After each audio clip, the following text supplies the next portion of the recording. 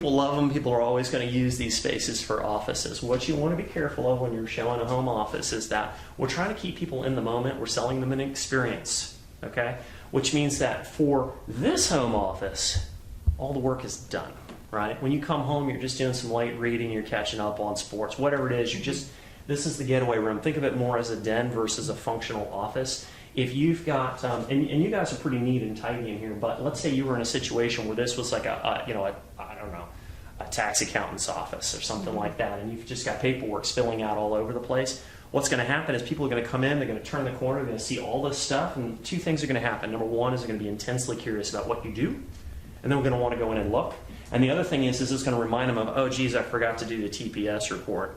And then you lost them. You've just basically transported them back to work, and there goes the vibe, right? Okay. So to the home office, you just want to show all of the work is done, okay? Now, when I come in here, the same thing is going to end up happening is that for your horizontal surfaces, you want to peel off as much as you can, right? Because again, in the photos, everything is going to be compressed, and you're going to have that problem with showing the negative space, and that's going to take away from conversation. Yeah, that's perfect. You know, or if you're going to show it open, you want to strip it down. Again, take it from storage back to display.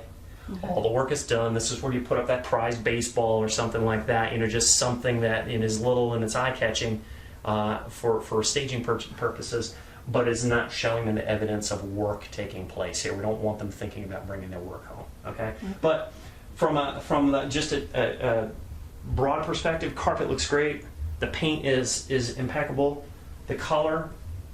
Now, you guys are okay with this color, actually. This is a real current color. Oh, okay. Right? Good. It's stylish. I'm seeing this in a lot of houses. Okay. And the other thing is that it meets the criteria for whether or not it's easy to repaint. When I look at colors, I'm looking at it from the standpoint of, is it dark enough to show the trim? So does the trim pop?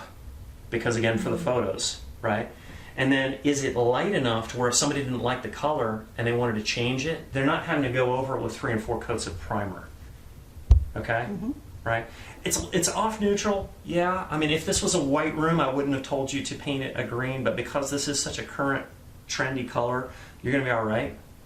Okay? So you don't need to do anything with it in here. I think you're fine. Like that. But if it was going from white to something else, I would tell you to stay kind of business casual with it and go with like a khaki color or like the soft, softer tones. Okay. Okay. Any specific questions in here?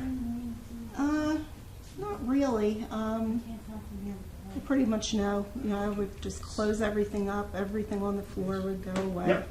Yep. All that stuff comes Piano's out. going away. Yep. So we would have to put something there to stage it. But Okay. Well, and you know, with that, you're as the buyers come through, believe it or not, they're probably not going to walk all the way into this space the way that I am. okay. And the reason is that you got to think of the tour is going to be probably at least 3 people. You get the realtor, and then there's more often than not it's going to be a couple, right?